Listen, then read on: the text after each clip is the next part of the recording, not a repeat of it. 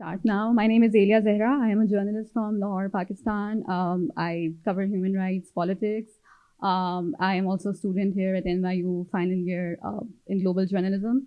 And we're really excited to be doing this because we're not in Pakistan, and people in Pakistan are really going out and vote. And it's like there's so much happening back home, and especially the results of these elections were really surprising to a lot of people. So we'll be talking about that. Joining me today is Raza Rumi, who is also a Pakistani journalist. He is a distinguished lecturer at CUNY and is also affiliated with Ithaca College and Cornell University. Raza is also the editor of the Friday Times, which is a progressive newspaper in Pakistan. I worked there as a managing editor before I moved to the US about 2 years ago. So Raza and I have worked together for quite some time. So let's just start with the election results. They were quite overwhelming, and a lot of results that are coming out were very surprising also. But before we delve into that, let me just give you a short summary of what we know so far. So the election took place yesterday, and there were concerns about some sort of free poll engineering, especially the crackdown on former Prime Minister Imran Khan's PTI party. They were also on the election day itself, the mobile and internet service were suspended just before the polling started. So that was also considered an attempt to sort of create hurdles, and people did face, those on the ground were reporting that the suspension of mobile services did create hurdles for those trying to vote and mobilize. So Raza, before we talk about the results and the future of the new government, what do you think about the credibility of this election? Let me just ask you, do you think that this election that took place yesterday was free and fair? Thank you so much, Elia, first of all, for inviting me, and good to be in this conversation with you. Elia is my colleague, as she mentioned. We worked in two publications for many, many years now. And of course, we collaborate on many projects. Let me start by saying that definitely, a plain answer to your question is no. These elections were not fair nor free. They were manipulated right from the very time that they were announced. In fact, they were delayed beyond the constitutional stipulation. The former parliament, outgoing parliament, ended its tenure in August, and it is mandated in the constitution that the elections should be held within 90 days. So that mark was missed by the Pakistani government, and especially its powerful military establishment, which has a footprint on the entire political landscape that we are seeing. The military was very close to the former Prime Minister Imran Khan. They helped him win power in 2018, but then they fell out in 2021, leading to his ouster from government in 2022. And the military thought that they had dealt a firm hand to Imran Khan, and he was out. But Imran Khan, being a populist figure, being a celebrity, because he's a former cricketer, and cricket is a huge deal in South Asia. Many of you are Pakistanis, you already know. But for those who don't, I mean, it's like a matter of life and death for so many Pakistanis. So Imran Khan's appeal as a cricketer and his status as a celebrity, as a philanthropist, as a quote-unquote honest politician, which was also very carefully crafted, remained with the electorate. But, after his ouster from power, he used all the populist cards in his sleeve. He first of all said that he had been ousted from power by the Americans because there was an American conspiracy to oust him. Then he said that he was a true Muslim and he was waging a jihad against other evil, corrupt politicians. That's why he was out. So every button that you can press in the Pakistani public opinion, he pressed, and he returned with even a greater appeal, even with a greater measure of popularity throughout 2022 and 23, until finally the military establishment locked him up in somewhere in May last year. And when he was arrested for the first time by paramilitary troops on 9th of May 2023, as a reaction, many of his supporters went and protested outside the military installations, military buildings, and there was violence as well. There was, the most famous incident was the burning down of of a corps commander's house, military commander's house in Lahore. Then, the military headquarters in Rawalpindi, which is like the political nerve center of Pakistan, was also breached, or at least there was an effort to breach, and there were countless other incidents. But these were spontaneous reactions. The military said that Imran Khan had planned it, and he had, incited this violence against the military. Now, Imran Khan says, no, this was not his supporters' plan. This was a quote-unquote false flag operation. He wrote an article in The Economist as well, calling it a false flag operation. Now, there are these two competing narratives. So the military and the caretaker government they installed later kept on harping on that, theme. But I think the public did not buy this argument. And, the recent election, which was concluded on February 8th, on the evening, shows that a vast number of Pakistanis do not buy this argument by the military that Imran Khan attacked the military or something. And in fact, they have a huge sympathy wave for him.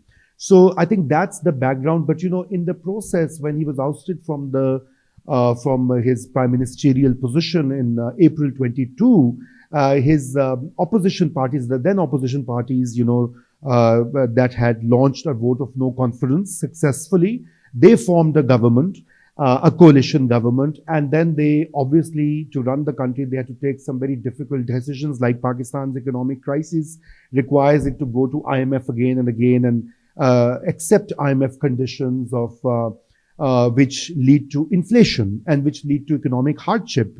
So throughout the 17 months that Imran Khan's rival parties were in power, they led, their policies led to historic levels of inflation. So throughout the last year, the inflation rate was above 40%.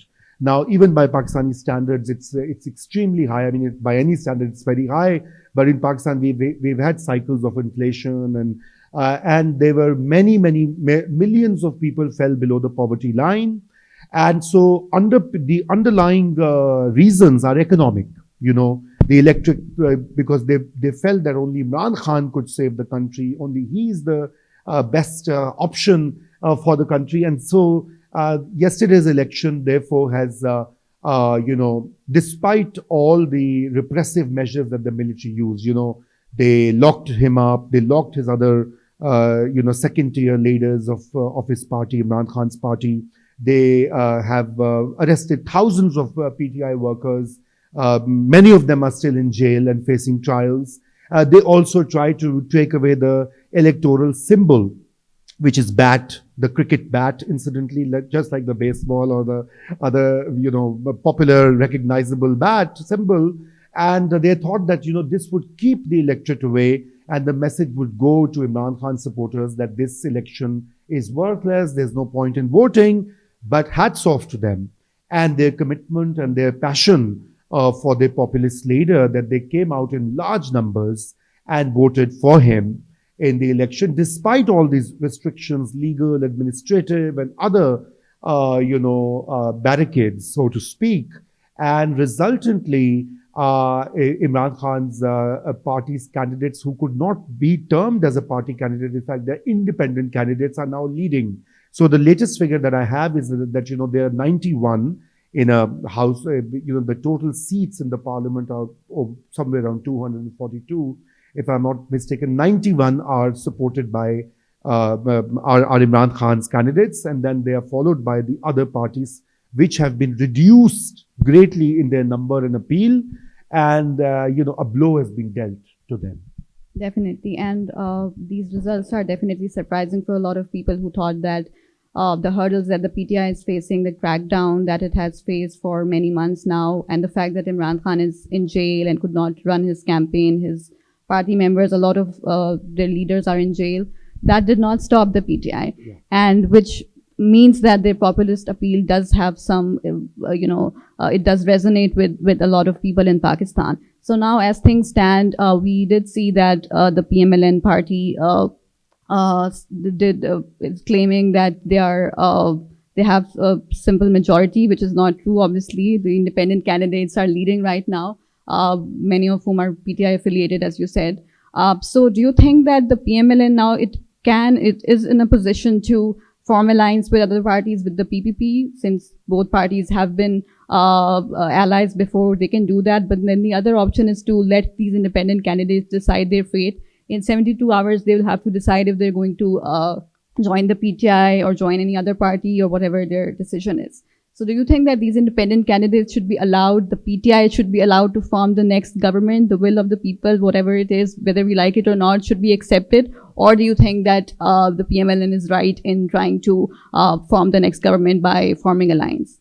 So the PMLN, led by the former Prime Minister Nawaz Sharif, three-time elected Prime Minister, who was ousted from power in 2017, I think this has been a major blow to him, his brand of politics, and his party.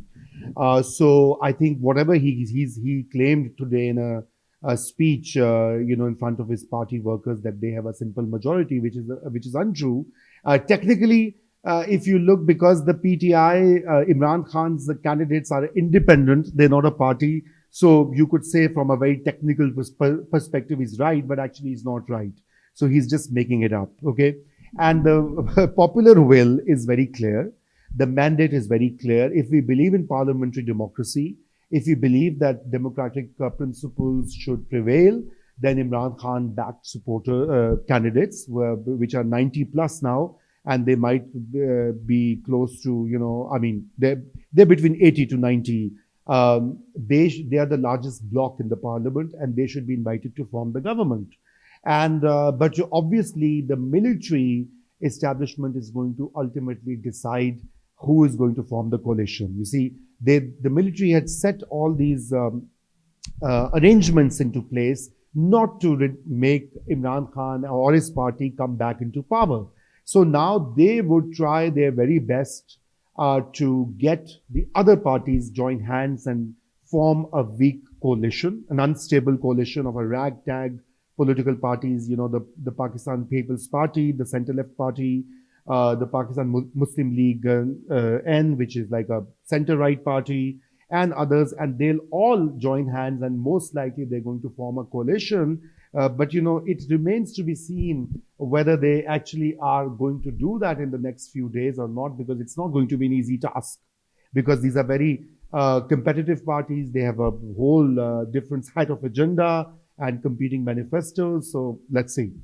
Definitely. And I think that considering the number of winning independent candidates, if they're made to change their loyalties the way it has been going on in Pakistan for quite some time, there's horse trading, they're sold and bought, and their pressure to join other parties, that would be sort of dishonest and also unjust to the people who voted for them because of PTI. And I think the right thing to do here would be to let the independent candidates decide and let the will of the people prevail. So, yeah. So, Elia, I think I need to add that other than the pre-poll manipulation, so, reports have also emerged that the results started coming in, they were very slow. Well, partly because the Election Commission of Pakistan is, like other institutions in Pakistan, is not a very efficient or a well-managed institution. But also, the PTI alleges, the Imran Khan's party alleges that the results were deliberately stopped so that overnight there could be some changes made. And so when today, this morning, when we woke up, the number of seats to the Pakistan Muslim League Nawaz had increased, by 15 or 20. And the independents backed by Imran Khan, their number was static. So, and there have been many reports of irregularities. The process of declaration of results was not transparent, was not open, and that has led to now it's going to go to the courts. So I just wanted to add that there was also an attempt to manipulate when the results started coming in late night in Pakistan. I think the establishment got a bit worried that we had tried everything to stop this, and it's still happening. So in a way, it's a very interesting situation. And yes, I totally agree with you that it is people's will. Whether the military likes it or not, if they want Pakistan to be a democracy, even a hybrid controlled democracy, they just can't trash these results, you know. They have to accept and deal with it. I mean, what heavens will not fall if PTI comes into power. I mean, it's all such a huge, kind of narrative that the military has built up because they've fallen out with their former, protege, and now they are very angry at him and they want to teach him a lesson. But the protege happens to be a populist, and this is the age of populism. So we have Trump in America, we have Erdogan in Turkey, we have Modi in India, we have Bolsonaro in Brazil, and Orban in Hungary, and all these crop of populists now are more, they are challenging the old establishment, as they say, right? They use all sorts of sloganeering, all sorts of populist politics, and that's a reality. So it has to be, Imran Khan is a political reality. He has to be dealt with in a political way, not through jails and administrative coercion. Definitely. So you mentioned irregularities that took place. One thing that was particularly concerning was that the Election Commission delayed the results for hours and hours. We had colleagues back home who were just waiting at work all night, waiting for the Election Commission to announce anything, but they were not, the Election Commission representatives were not reachable. There were no results at all. And, hours after, 20 hours after the polling had closed. So that definitely raised concerns about the credibility of the polls. And as you talked about the manipulation, chances are that manipulation took place during the time the results were not delayed, and we had no idea what's going on in the polling station, who is counting the votes, what exactly is the process going on. So that is definitely something that needs to be discussed. And that brings me to another question, Election Commission of Pakistan.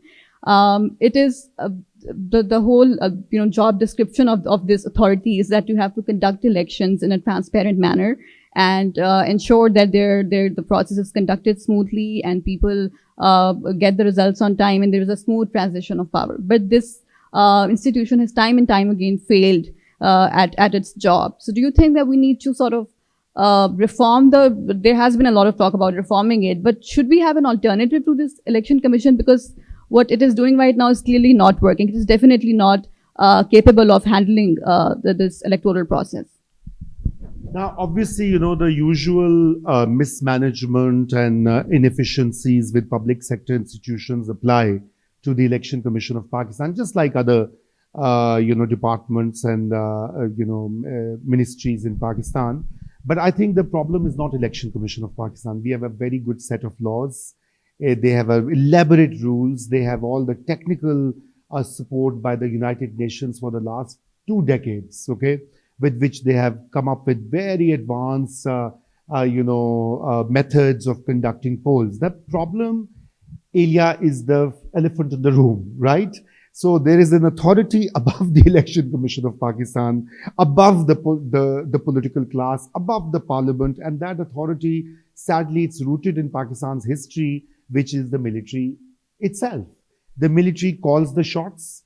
It is a country which has been directly or indirectly ruled by the military since 1950s, with very brief spells and exceptions. And its political class is very weak. Oftentimes, they fight with each other. They get the military, they go and join hands with the military to defeat their rival. Then another group falls out of favor. The other one goes and makes a pact with the military. So the political class is also complicit. And if we actually take it further, this is a big, one big unhappy family. The military, the bureaucrats, the politicians, the judges, they are interrelated. They're married to each other. Majority of them are from the largest province, Punjab. And they keep on taking turns, okay? And then they have the victimhood narrative. They say, oh, the military has done so bad for me, so vote for me. I'm a victim of the military. Then in the next month, you realize they've gone and joined hands with the military. And then they are saying, anyone who's against the military is a traitor, should be dealt with. We saw this after May 9th. May 9th in 2023, all these parties, Nawaz Sharif, for example, the former prime minister, had this anti-establishment narrative. And then when Imran Khan fell out of favor with the military, he suddenly became so pro-military, He gave up his narrative, he gave up his stance on what he stood for, and he has suffered for it because the electorate, I think also what we have, we can go in depth about the election. So this is also, I think for the benefit of the audience, Pakistan happens to be the youngest country in terms of age. The median age of a Pakistani is 23, 24 years old, okay? And the majority of voters now, and that's about 60% of Pakistanis are what you can label as youth. In fact, 66% are below the age of 35. And in the last few years, millions of new voters have been added to the rolls. They are a different voting bloc, okay? So for a variety of reasons, they are far more aware, they're far more engaged with digital technologies, they are very active on social media.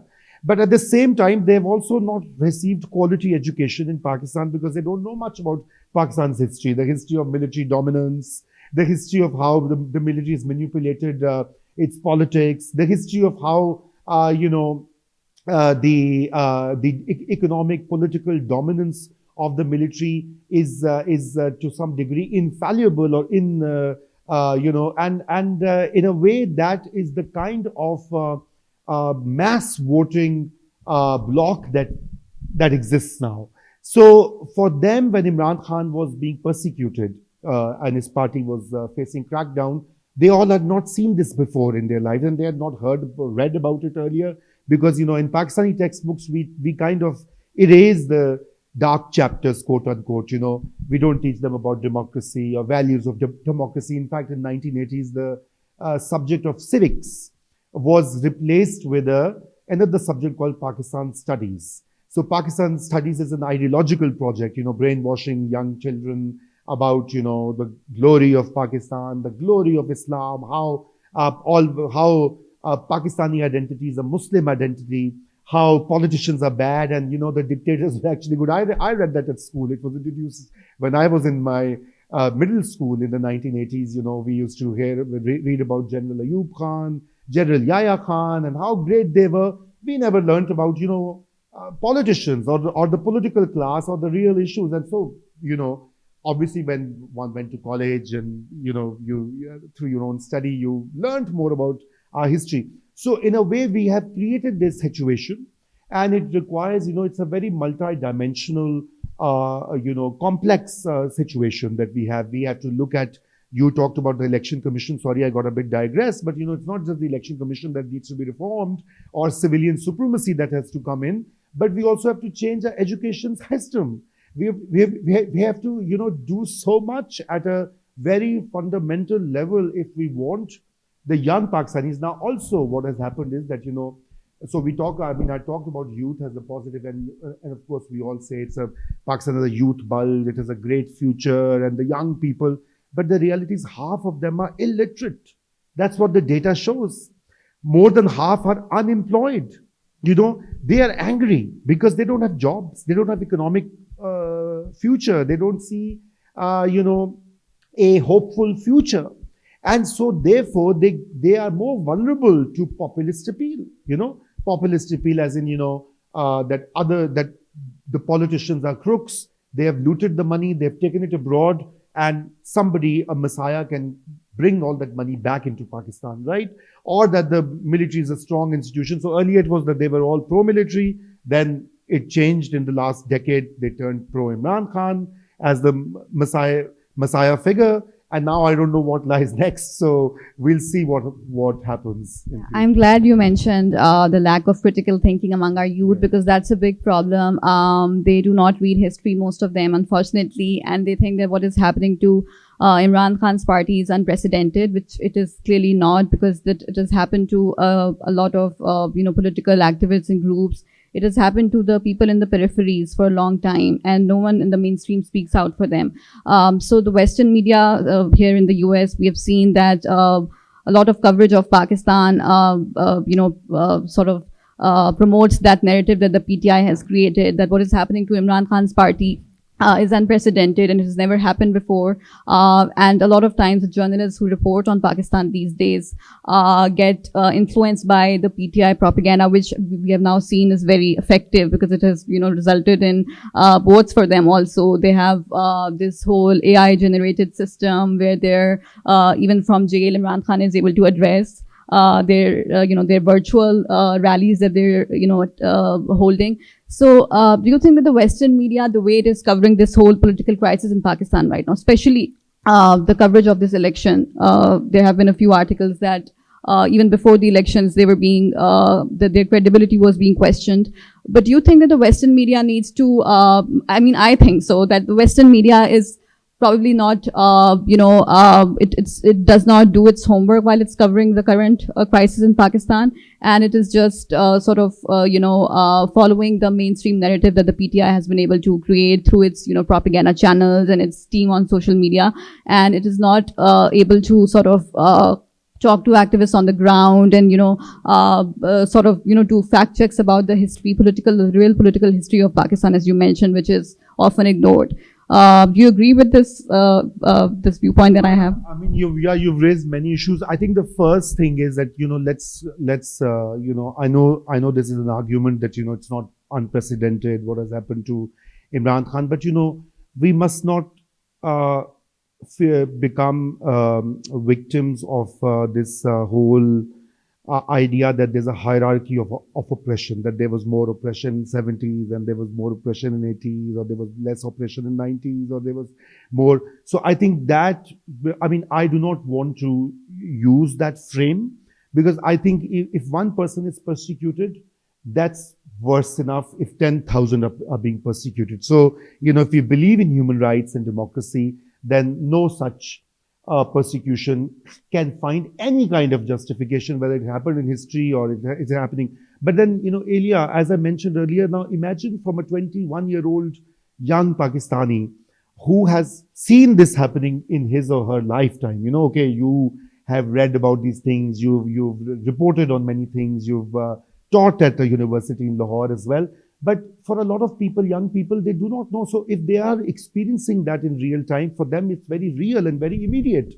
And then, so that's one part I want to address. The other part about Western media's problem has always been that their reporting or their view of Pakistan is, again, very security and military centric. So when Pakistan was an ally in the Cold War, when Pakistan was an ally in war on terror, so everything was about Pakistan's army, the Taliban, the Al-Qaeda, OBL, terrorism, this and that, right? So, of course, once the US pulled out its troops from Afghanistan, now what do we do?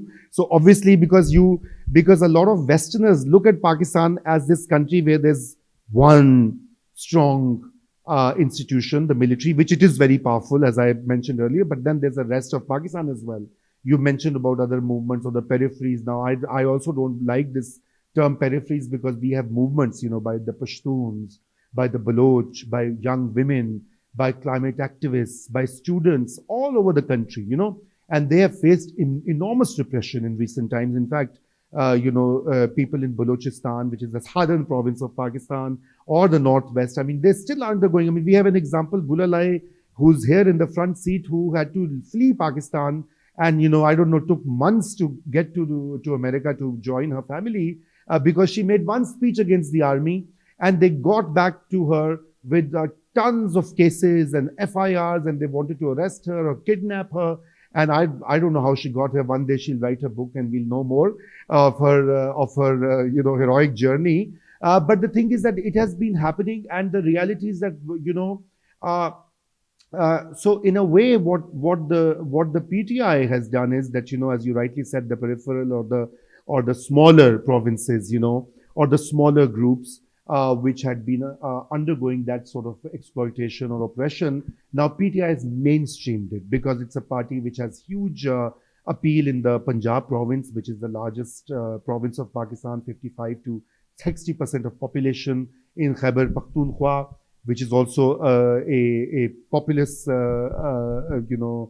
territory of Pakistan. So they have mainstreamed this idea. So earlier the Baloch were protesting, oh, the military is doing this to us, the Pashtuns were doing that, but now it's the Punjab, where, and that is, I think, one silver lining from Imran Khan's politics is that that message has gone through, and the classes, the upper middle classes, the middle classes, people who generally were not very politicized, are now also challenging the role of the army, and they're saying why do they have to meddle in?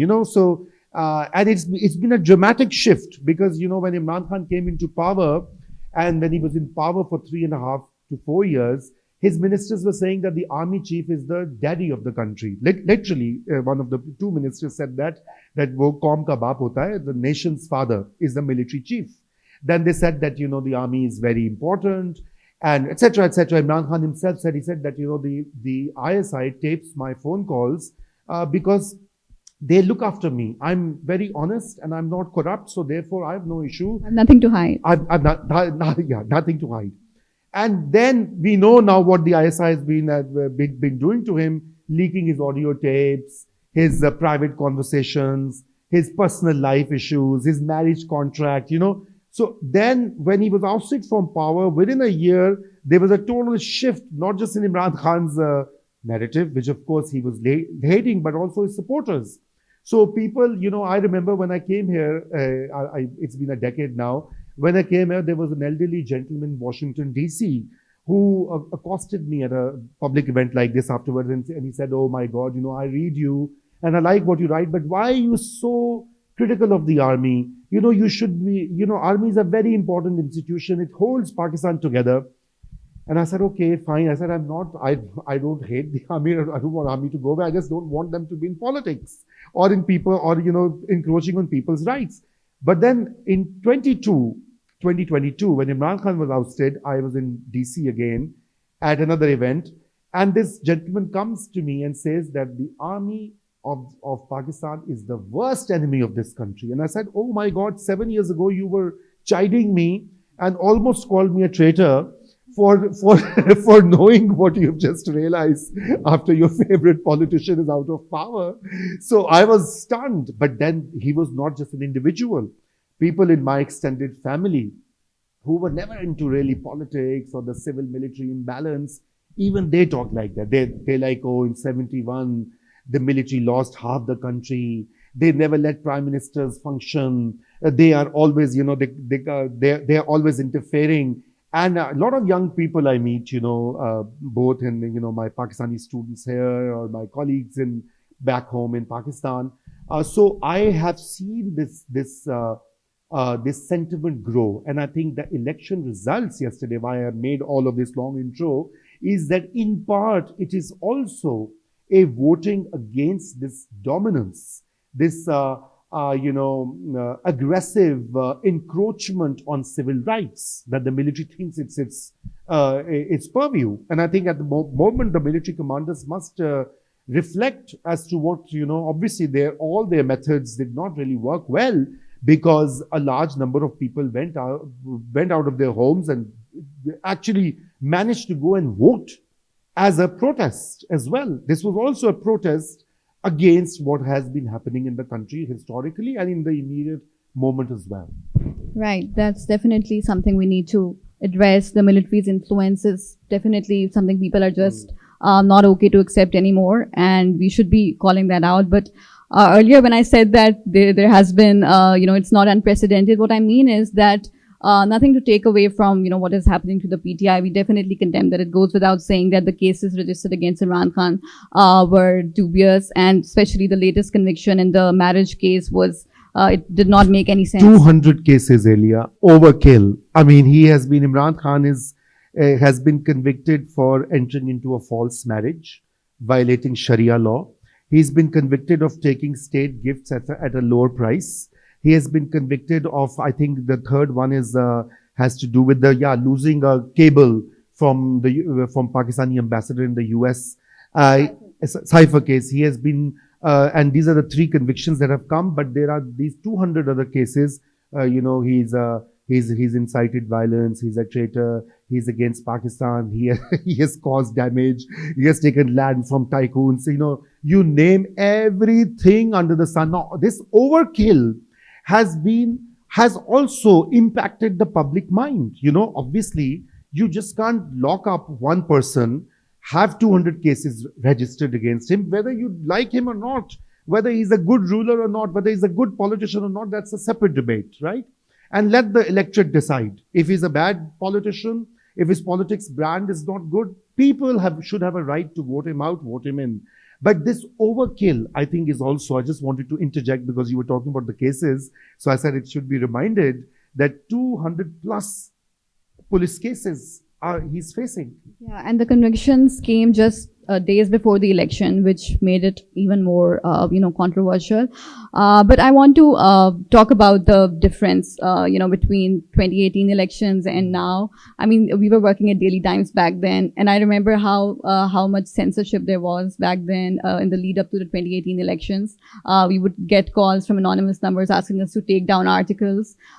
We would be asked to not carry a certain author's article. So that all happened. But now I've been following the election transmission on mainstream TV channels. There's censorship now also. But what is different is that there's some kind of openness with which people are calling out the election commission, the establishment even, for, trying to manipulate the results of the election. At least people are asking questions. So do you think that the censorship that we're witnessing right now is, worse or better, or how do you see? I mean, it's definitely not as bad as 2018. I think I agree with you because I was an editor of a paper then, and even you could not post a tweet, you would get a call from powers that be. They would say, "Why are you tweeting this?" Right? So obviously, but let's be fair that they did try in the past few months to do this kind of thing. So, for example, they did ban Imran. At one point, they said Imran Khan's name must not be taken on national TV. How ludicrous that direction was, So a lot of anchors would say the founder of PTI, the leader of PTI, the man who lives in Banigala, the man who is in jail now. Obviously, and I remember I was invited to one or two channels and they beeped when I said Imran Khan. And when I actually saw on YouTube, they had beeped the name Imran Khan. I mean, it was so stupid. So they did try. I think it did not work for a variety of reasons. I think one is that obviously maybe the managers within the establishment were not as quote unquote competent. So and secondly, I think Imran's support is also very deep in the media. And, that is because it is if we do a class analysis, the bulk of Imran Khan's support comes from the middle class. And in the last 2 decades, the middle class in Pakistan has grown exponentially since President Musharraf's time, when he opened up the economy, liberalized the economy, he brought in the telecom sector, deregulated the telecom, the media sectors, the banking sector. So you had all these private banks coming up, these phone companies, new, professional classes were created. And that particular segment follows Imran Khan intensively. That is also the class which is the recruiting ground for the civil servants, which is also the class that ends up in the military, which is also the class which is in media. So, and we know that in the last 2 years, we have also seen that there's just like the United States, where it's so deeply polarized right in the middle, Pakistan is also deeply polarized, including the institutions and including the army itself. So before the current army chief took over, it was widely speculated that the military generals, a number of military generals were sympathetic to Imran Khan. And we know that a number of Supreme Court judges were sympathetic to Imran Khan, and and same is the case. So Imran Khan's appeal, his rhetoric, his populism has seeped very deep into the society as well as the institutions that we are talking about. And that is why this media thing, was not partly working this time. They tried their best, let me tell you that there's much, but it did not work because, just like you have a polarization, you have deep polarization here in the US. You can tell, okay, this is CNN or MSNBC and they're going to be anti-Trump, and this is Fox News, it's going to be totally pro-Trump. or the Supreme Court judges, we know which are the conservative Trump appointees who are going to vote, for conservative causes as opposed to the other ones. So we have a similar sort of a polarized environment, both political and social, which has emerged. Yeah. So I have one more question before I open the floor for questions. Since we're in a journalism school, I think it's important to talk about the coverage of the media also. On the mainstream media, in the lead up to the election, most of the analysis that we saw was mostly about, it was just predictions that which party is going to win. And most of the predictions were proven false. Let's just say that. No one had predicted that independent candidates would do so well, which they did. So, we really don't have any coverage related to issues. What issues does a candidate stand up for? If I were to find out which, for example, if there's the issue of economy or religious extremism or, bigotry or, something about, any progressive causes, it would be a hard, an uphill task to find out what your candidate thinks about this, because most of the coverage, most of the interviews that they're giving, it's about, about their parties, not about their policies, but about what they're going to do, which party they're going to form alliance with, and about non-issues. Let's just say that. And the PMLN, which had been hoping for a clear majority, which it did not get, released its manifesto just 3 or 4 days, I think, before the election. And their campaign was very half-hearted. It did not have issues. We saw some videos coming out of their parliamentary committee meetings weeks before the election, in which the members were just praising their leadership, that you're so great, you're such a strong voice against the establishment, and we're going to vote for you because you're our leader, and that's all. So do you think that we need more, focused coverage of elections on the mainstream media, where, in the US you have debates, and I'm not saying that US is an example to follow, but I mean, it would be great to have, a model where election candidates, Bilawal did offer that on Twitter. Bilawal Bhutto Zardari, who is the former foreign minister, said that this model should be followed, where candidates, prime ministerial candidates, come together, debate on issues that matter, so that the public can know where they stand on the outstanding issues. So do you think that the coverage of elections, the way media covers them, the way media sort of interviews candidates ahead of the election, needs to change? Absolutely. This is a great question. I think, of course, the predictions totally proved to be false, but I think the mainstream media in Pakistan, corporate media, is obsessed with power politics. So, as you said, who's going to make an alliance? Who the military supports or does not support? Every analysis, every prediction is centered around that particular imperative. And that is why you don't have a discussion on what the political parties stand for. What are their manifestos? And sadly, this is also the fault of political parties, because they give the least importance to their importance to party manifestos. As you rightly said, the PMLN, which was hoping to form a government, released its manifesto just 4 days before. Other parties also not too early, and they did not really talk about their manifestos as much as they ought to have. They were giving all these populist appeals. I'll give everyone a job. I'll build 200 million homes. I'm going to, build a motorway. That's what Nawaz Sharif was promising. How many schools you want? As if a Mughal emperor goes and says, okay, I'll give you schools, I'll give you roads, I'll give you water. This is, and the media is to be blamed, because the media has to ask questions. It has to ask questions to these political parties.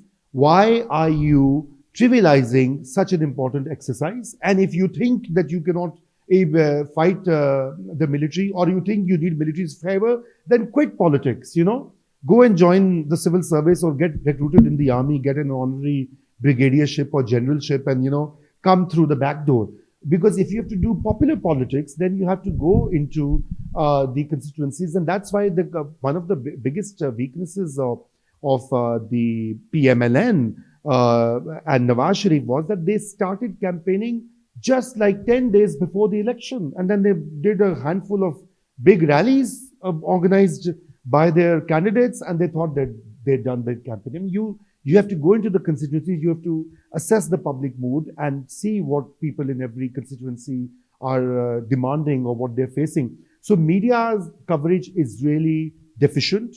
Also, what we lack is a whole scientific polls. The opinion polls are doctored. What happens is that political parties hire companies, and they pay them to conduct a poll in their favor. I mean, or the outcome is in favor. So one party says, I have 80% support, and it's flashed in the headlines. The next party, after 2 days, pays another company, and they say, we have 78%. Okay, we are leading by 50%. And they are very unscientific surveys. I think very few media organizations are not, and they're not short of resources. They don't go into this analysis, and they don't even have exit polls. Even yesterday on the election day, the coverage was so faulty because only 5 to 10% results were out, and they started, based on that 10%, they started declaring victories or defeats, right? Now, okay, their projections were not too off the mark, but having said that, that's irresponsible. You have to wait for at least 50% of the votes to be counted, and then you make informed, responsible information to the public. But here, there's also a rat race, a competitive corporate race for profits. Who gets to break the news first? Who declares the candidate first? Who gives the number first so that they get more ratings, advertisements, etc.? So it's all, I mean, it's pretty much like what happens in the rest of the world, but we have a very unprofessional environment. Yeah, just to add to that, a lot of mainstream journalist anchors that we have are also partisan. They support political parties, which is, totally unethical. It goes against the principles of journalism that we are taught. It's journalism 101 that you have to, be neutral in your, analysis, and you can describe your opinion or have an opinion, but to blatantly support a political party, try to, swing the voters in their favor by, participating in misinformation campaigns that a lot of journalists unfortunately do on social media. That is very unfortunate and needs to change. So I have more questions, but I'll see if someone in the audience, Okay, there's a mic. It's coming to you. So I guess here, she raised it first. So, looking at what happens next, the keys are not only in the hands of the military, they're in the hands of the PPP and Mr. Zardari. Because really, which party he decides to go with is going to frame the next government.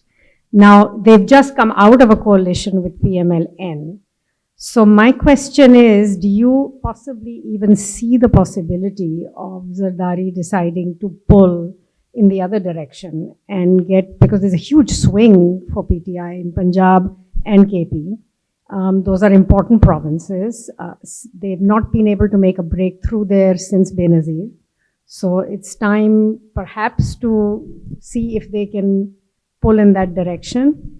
Of course, it would have been easier if Shah Mahmood Qureshi was not in jail.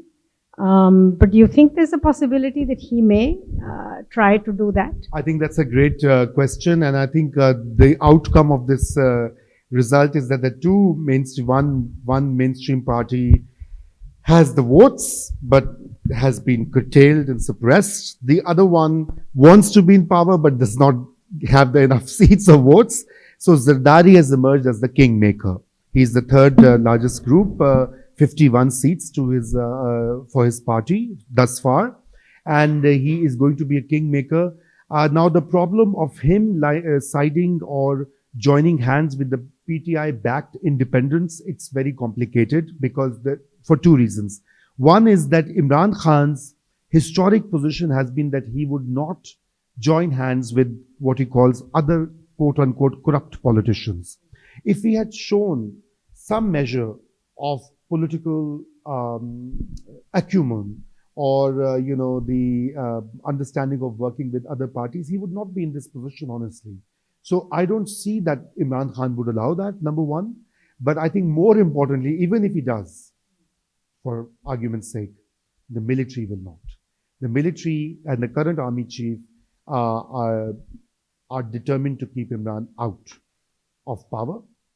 And so they would use every trick under their sleeve, under their belt to not let that happen. Now, politics is a game of possibilities. So what I'm saying may not be true in 3 days, but that's what it is. So, yeah, so, they have disqualified Shah Mahmood, they have disqualified others. So, but, because a PTI-led government would mean that the first thing they would do is that Imran Khan will be out of jail, right? So, can the army chief take the heat? That's yet to be seen. Yes, but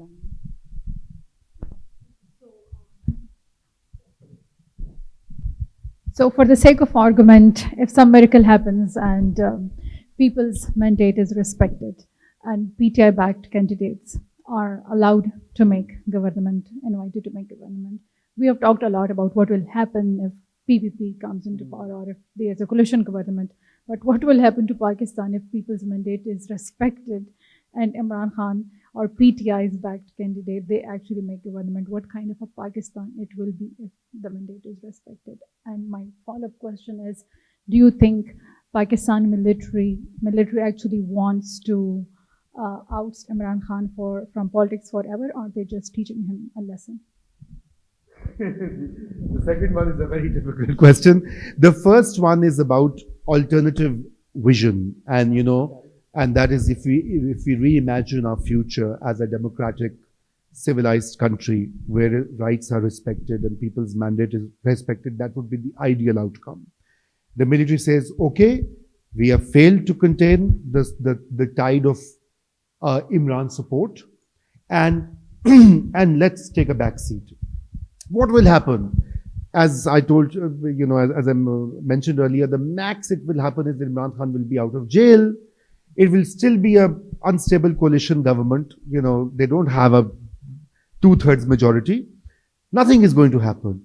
But the problem is that our political parties, our political class is also so myopic, because Nawaz Sharif today should have said, I have got less seats than these independents.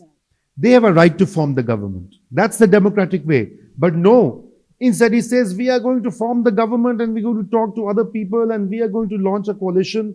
So the problem is on both sides. Our politicians are also so myopic. They do not have a sense of history, because what Nawaz Sharif is doing is actually digging his party's grave. Because if they take power again in a coalition government and face another economic crisis, they'll be over, literally.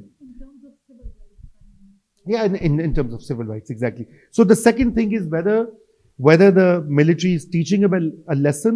So I think I would definitely, after these election results, it is now clear to the military that he is a political reality and a huge political reality. So they will recalibrate their policy in the next 1 to 2 years, and they will see that our traditional Hatkandas instruments have failed.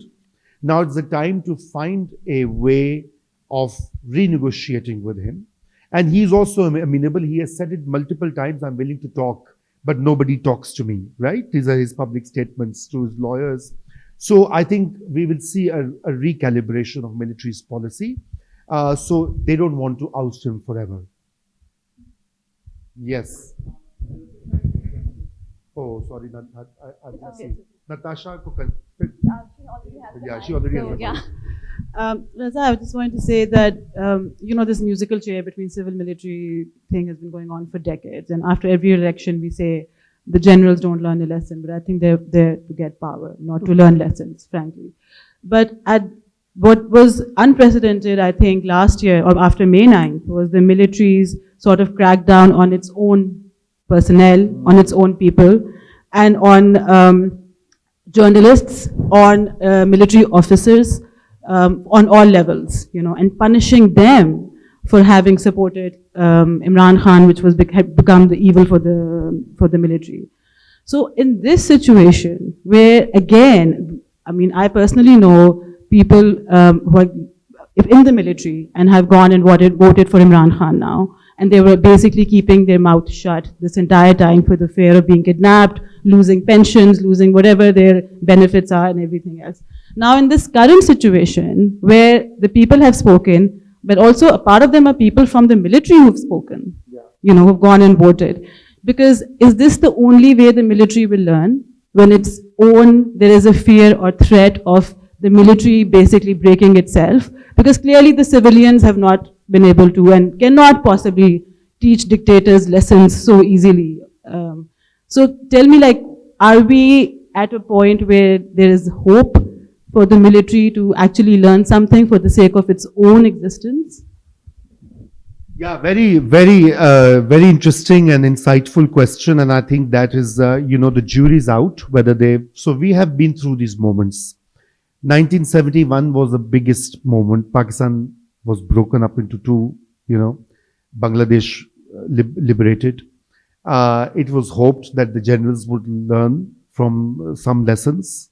At that time, Zulfikar Ali Bhutto was another populist leader, was in power, assumed power after that, and he also bailed out the military. He set up a Hamudur Rahman commission to investigate what happened in 1971 and what happened in East Pakistan, now Bangladesh. And then the report came out, and he hid the report throughout his tenure. He was the greatest civilian leader that we always, Imran Khan looks up to him, and Shahbaz Sharif copies his style of address and his populist politics. So, and then there have been other moments. General Musharraf faced a popular lawyers movement, and General Kiani, who succeeded him, took a back seat, but then they again came back into power. Now, this time, I think what you have highlighted, that there's internal pressure. And that's what I alluded to as well. The polarization has gone deep into the army as well.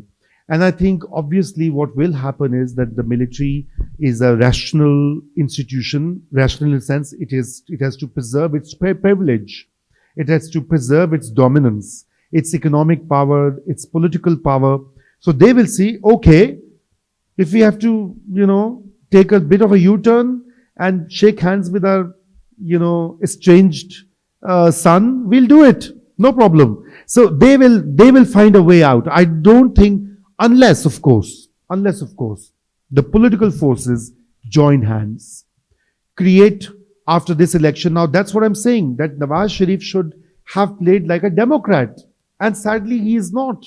He's just another power cog, another chess piece who's saying, okay, I'll form a coalition for you. I could not get enough seats. Your rival has gotten more seats, but I will help you out.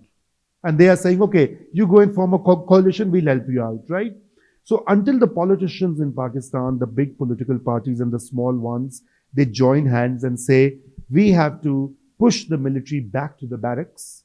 We have to have the constitutional supremacy. We have to have civilian rule. I don't see it happening in the short term. But yes, it has been a big blow to the army's power, for sure. Just to add to it, I think Pakistan definitely needs another charter of democracy. We had it in 2008, but it was never followed. But I think any charter of democracy that is formed in the future should have the military also, because without military's cooperation, any plan that the political parties follow they won't be able to implement it unless the military also assures them of their support and, agrees to withdraw itself from the political arena.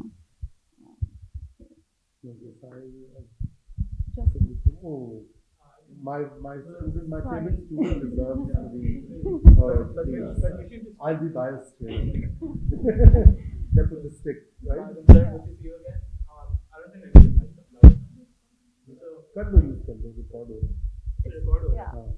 So there is one contradiction that I'm hoping to understand a little bit better that I don't think we've really talked about much. On the one hand, we're talking about the power of the military. They put away Imran Khan, 200 cases, Iddat case, Cypher case. They put away Zardari in the past. They put away Nawaz Sharif in the past. They've locked up thousands of PTI workers. What I'm failing to understand is that with an institution with so much power, and they've clearly flexed it in the last year and shown their power, then you're comparing that to the political reality that they have to confront. So what I'm having a bit of trouble with is, why can't Major General Chaudhary just give a call to all the different returning officers and be like, why don't you enter this on the form 45 and 47, unless there will be na malum afraad that I send to your house tomorrow? Why are the ROs giving out results that are so contradictory to what the will of the military is? And why has the military not been able to control that? Yeah, I mean, that's not, I mean, I think it's, it's not contradiction. It's just that, it is a very big country. It's the fifth most populous country in the world. Okay. It's a huge election, it's a huge enterprise in Pakistan with, almost more than 250 seats, right, at the national level. And then you have concurrently hundreds and hundreds of provincial seats. It is very difficult to manage each and every. First is the scale, so administratively. I think the second is that obviously they also want to have a semblance of fairness so that so they thought that maybe, there'll be 40, 50 PTI backed independents will back the seats. Let them come in the parliament and we'll manipulate them.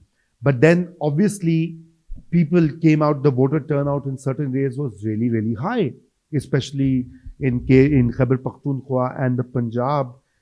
So I think they realized, so their estimation and their planning was flawed, if you ask me. And so this is why they had to stop the results in the night and took 12 hours.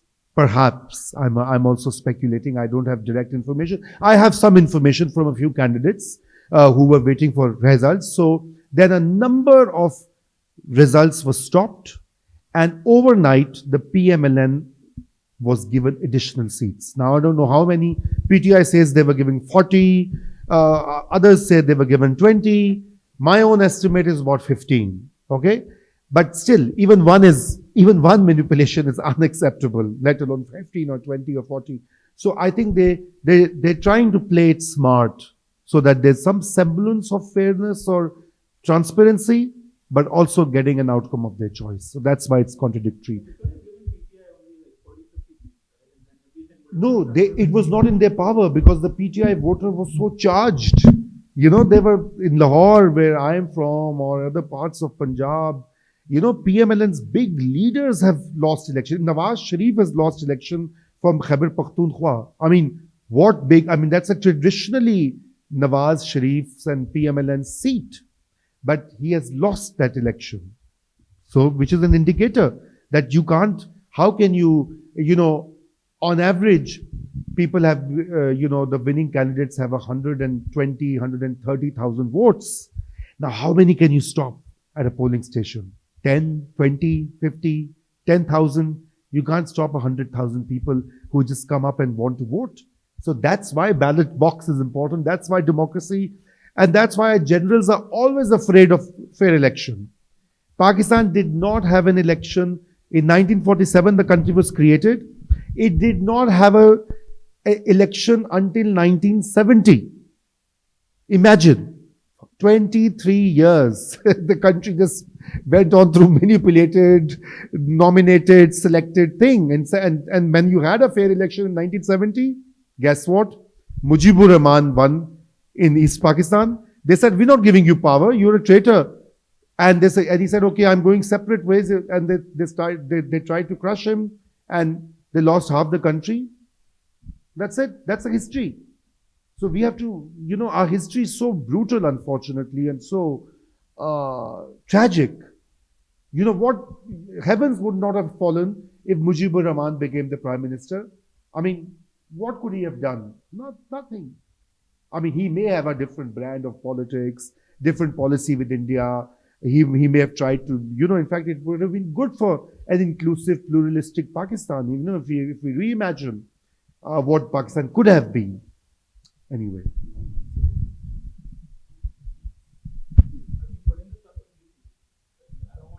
I don't want this. We will cut your part.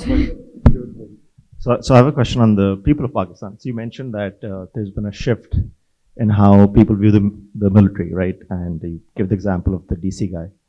Do you think this is a fundamental shift that will last beyond Imran Khan and to whoever is victimized next? Or is an Imran Khan driven phenomenon? Very good question. Now, the cynical ones like Elia, for example, just as an example, they will say tomorrow if Imran Khan shakes hands with the military and says, Army chief, salute. Army is the best institution. His supporters, majority will say, okay, army is great. We are patriots, okay? Then there are less cynical people like me who think, okay, out of the 100 Imran Khan supporters, at least they've been educated. Okay, those who were arrested after May 9, like some of your friends who were jailed, incarcerated, would have learnt a lesson. Okay, where's the source of brutalization and crackdown? Where is it coming from? So maybe out of 100, 20, 25 would have been educated and would be far more circumspect about the role of military rather than blindly supporting it as a power instrument. So I think we must remember that, Sire, it's an evolutionary process. Societies like Pakistan, which are Praetorian, which are military dominated, which are authoritarian, because you see, we also have to see our culture. We are a patriarchal culture, as Elia would remind me every time we used to work.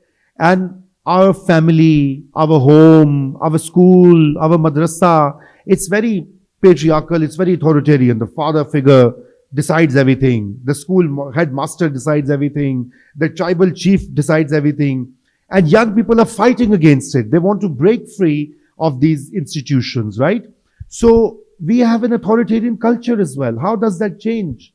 That also changes with democracy. That also changes with implementation of the constitutional freedoms, of civil liberties, of young people's right to speak, their right to vote, their right to think, critical thinking. So until you don't instill these values, overnight nothing is going to happen.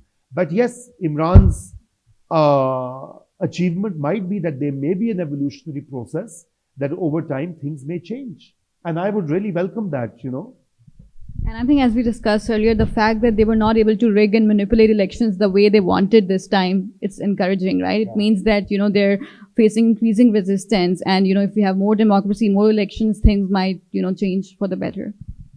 Hassan. Oh, Hassan Saab, yeah. And then the lady here. Hassan, go ahead. You have been, yeah. Yeah. So I have actually two questions. Okay. With a brief comment. So it's said that countries have an army, as we all know, but the army has a country, that is Pakistan. And I grew up as a young adult with a political consciousness with the advent of Zulfikar Ali Bhutto into politics, followed by 1970 elections, and it was, for the first time, it was adult franchise election. But what I have seen, and you just, Raza Bhai, he narrated the history of, murky history of Pakistan, political history of Pakistan. So we have seen that election, and the other time, the military has a country, but on the other hand, we see is among the Muslim nations, this is the only country which has a very strong political, democratic movement since the advent, since Fatima Jinnah. People have simply withstood bullets on their chest only to get the election date fixed. It is Pakistan. This is hope. You said there is no hope. But my question is that whenever there are elections, there are big catastrophe. The 1970 election, there's a disintegration of Pakistan and the butchering of Bengalis, the genocide of people in Bangladesh. Then come 77, then Bhutto is executed, and then you will say, okay, then 77, there's a gap of 11 years, and then Benazir came, and there was nothing. No, when Benazir, even pre-elections, when Benazir came, before her coming to power, military was so scared because of revenge from her father. They manipulated or dramatized many things. One of was Hyderabad and Karachi ethnic carnage, only to block Bhutto because it was her power base. But despite that, Benazir came. Then again election, so Benazir, we lost Benazir in the election. So there is a history, bloodshed history. But my question is that it reminds me that the Pakistani generals are treating Sheikh Imran Khan the same in a deja vu, I say. They treated Mujibur Rahman in 1971. My question is that, do you foresee any disintegration of country that they are treated Mujib and his Imran Khan and his party? In other words, will the Punjabis and Pashtuns get independence before the Sindhis and Balwars? The question. And the second question is that Mario, in a novel of Mario Vargas Llosa, there is Aunt Julia and what they call script writer. There is a one liner in that book on a page. It's a filler. Is a filler. It says there is a pitched battle in exotic streets of Rawalpindi between the grave diggers and lepers. So don't we see? I will ask Raza Bhai and Elia, whatever reflect on the ground in Pakistani politics, it's the reflection of is a big intra-war within the army, in Rawalpindi, in the GHQ and ISI. I don't know whether you know or not, there have been even front row military leaders recently have been picked up and questioned in Pakistan. So every rift and every whatever. Insightful questions, and you are such a original mind. So you had to come up with original questions here. So the thing is, I don't see any such thing happening, and the major reason is that Sheikh Mujibur Rahman was a Bengali. Imran Khan is a Punjabi. He is a Pathan by descent or whatever, but a Punjabi settled. He's from Lahore. He is from my society. And even if he's fighting with generals, it's like a family fight. So what you're talking is like the elder brother with the younger brother. In Pakistan, brothers are fighting, litigating over property, plots, homes, etc. So it's not that drastic. However, the danger is that if he's constantly being treated like this in the long term, his voters, as we saw on May 9, they were not afraid of attacking military installations. So, therefore, they can mount a challenge if they are further repressed. And that's why it's very important for the military and other politicians to recognize and accept people's mandate after yesterday's election. Because if they don't, then they're going to create further alienation of this big class of people within the country. But I don't see Imran Khan being another Sheikh Mujibur Rahman. He has although used this narrative, by the way, a couple of times, and his party uses it very frequently. But I don't see that in the making. And about your second question, again, I think what is the that was about? Sorry, I've forgotten. Senior moment has ended a bit too early. What was the second part? Can you repeat the question? The generals, yeah. So I don't have any information about the generals. Even if I had, I would not share it while it's being recorded. So, but last year there was a split. Before the current army chief took over, we know that the year 2022, all the political instability, all the fight in Pakistan was because of the appointment of army chief. The top generals were wrangling and lobbying and fighting and using political proxies. One group was using Imran Khan to prevent the current army chief taking office. The other group was using the PDM parties, the Muslim League Noon and PPP. And so actually, in Pakistan, the tragic reality is that all of this political turbulence in the last 4 or 5 years is because of appointment and transfers of generals. If you were to reduce it, beneath all this rhetoric and populism and all the kind of analysis that we do, if you want to boil it down, it is who will be the army chief, because the army chief is the daddy of everyone, who sets the government, who fires the government, who gets, right? So yes, at that level, you are absolutely right. Even now, what may be happening, there is definitely a camp, I'm sure. But so far, the current army chief is firmly in command. That's how the institutional history is. Because remember that this is an institution which has privileges, which has very hardcore economic gains. If the institution is stressed or it breaks down, then everyone loses. So therefore, at the end of the day, they all rally, even if they don't like a chief. They did not like Musharraf, many of them. And then when the first opportunity that Musharraf's deputy Kiani found, he threw him out with the help of lawyers and or whatever. You saw what happened in Iftikhar Chaudhary's movement. And there's a history. General Ayub Khan was also ousted through a popular movement which General Yahya was supporting. It is in Hamudur Rahman Commission report. So we have a history. But the institution, unlike other armies in Africa, Latin America, is inherently disciplined because it's a British trained institution. And they have privileges. They don't want to give those up. So they will not, even if they don't like each other, they will live like one big unhappy family.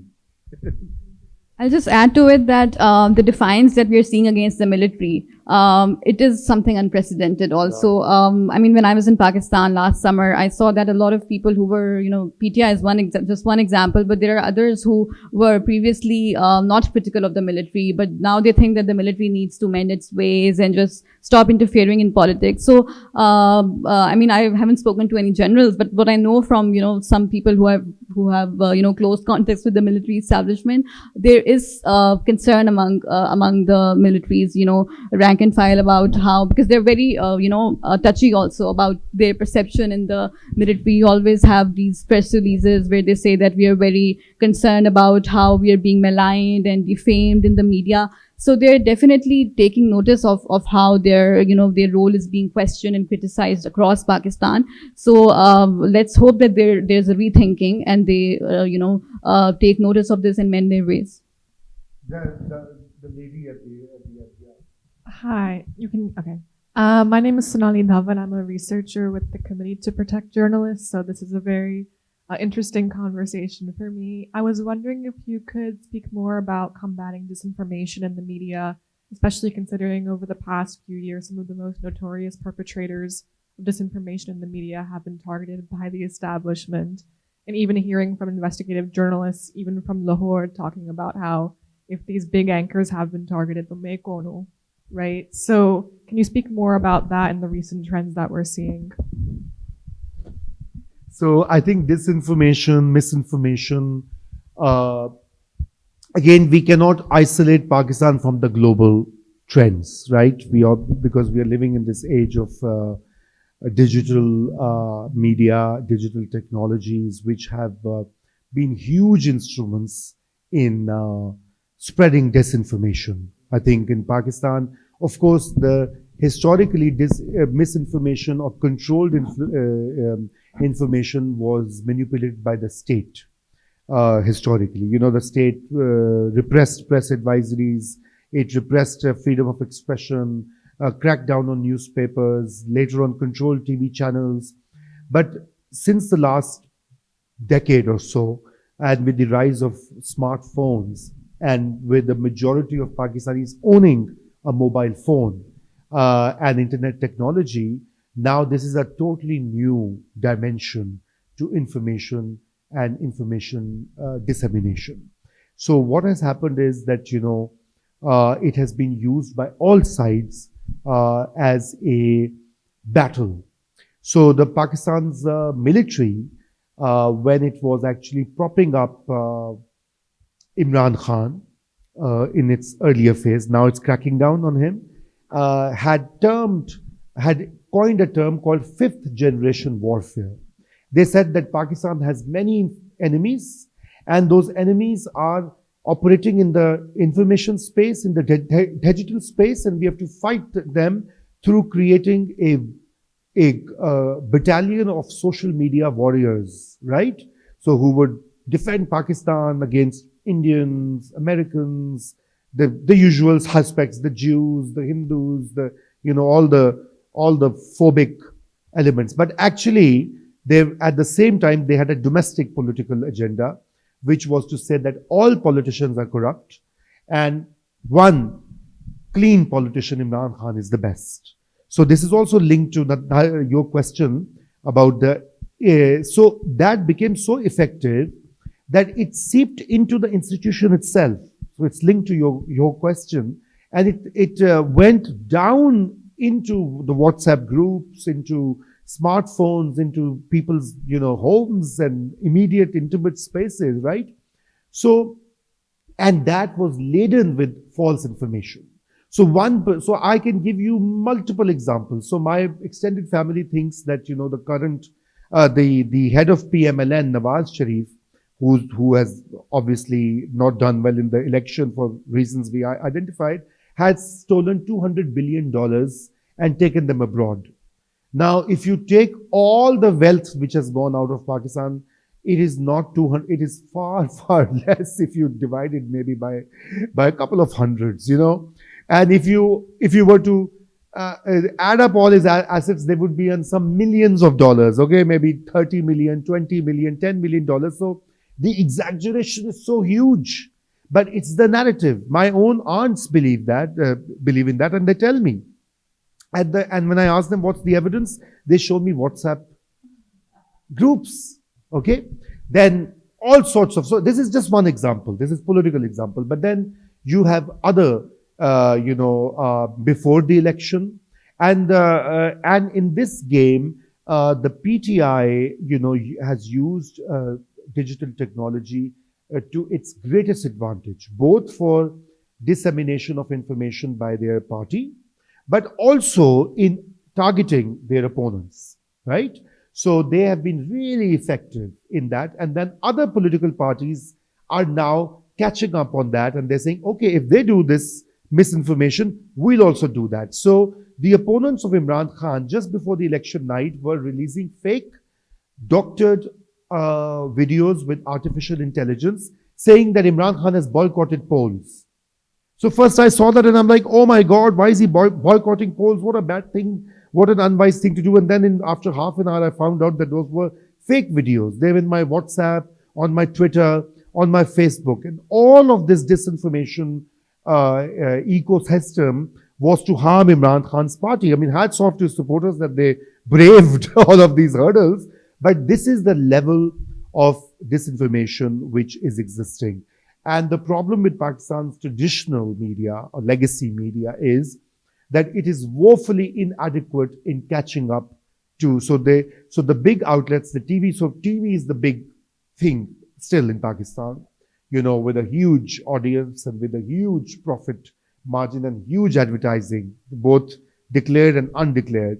So they are now venturing into digital platforms, but they are still slow, they are straggling. So Elia worked with me and we set up a small digital outlet. We tried to, do some of our reporting and our work there, but we were also targeted because we were facing these giants, in the digital realm, and they would say, you guys are lying, you are traitors, you are liars. Elia was hounded and targeted time and again because she took certain political positions, which in a democratic society you are allowed to. I mean, if I like Imran Khan or don't like him, it's my right or opinion. But no, not in the digital spaces of Pakistan. If you say so, now of course army is on the back foot. But even if you were to post against the military or something, so Gulalai again, she's an example. Her tweets and her family was also hounded and persecuted. Her parents, old parents, for their views. And you would ask them, what have they done wrong? Look at their tweets. So can you imagine? And now people have been jailed because of tweets. So again, it is not Pakistan centric. In Bangladesh, another authoritarian environment, Sheikh Hasina Wajid, the current incumbent prime minister, has jailed people for Facebook posts critical of her.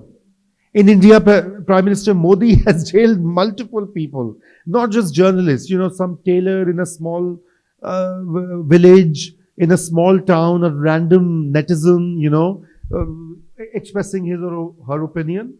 And misleading information, I think is flowing from the Mecca of the world, which is the US. Anti-vaccine campaign, people in Pakistan know about these Facebook pages which say vaccination is terrible for kids. And I've been sent links to Facebook pages from my family and friends in Pakistan because they follow this nonsense which has been spread, right?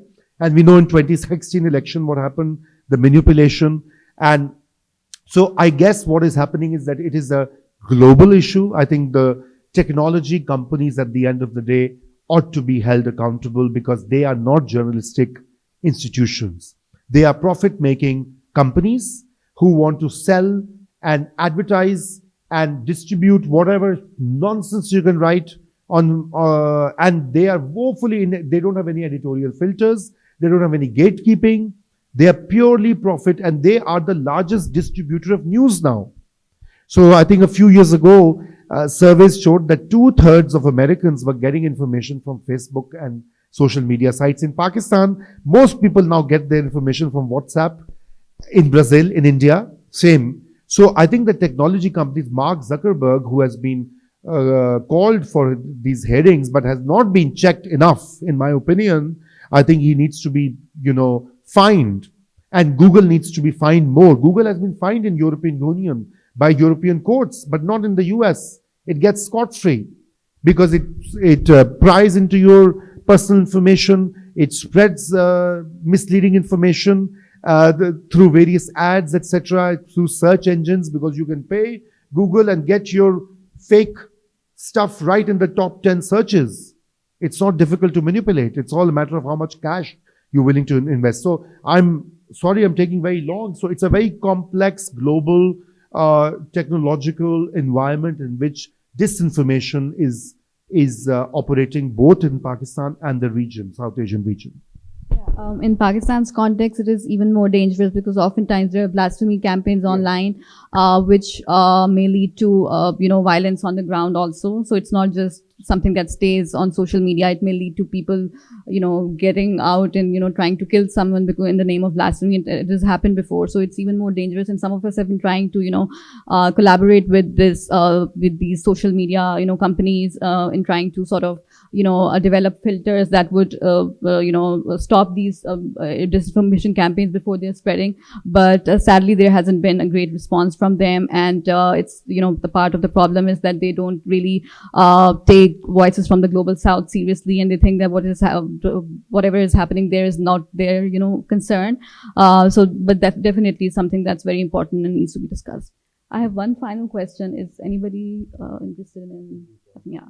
So I think I just want to, since we have a lot of like American Pakistanis here, what do you think, since we talked about misinformation also, how should people who are living in the US, American Pakistanis who, haven't gone back for a long time. I mean, you go back regularly twice a year, but a lot of us have been here for quite some time. But, we don't really, sometimes, people reach out to me asking that which channel should we watch?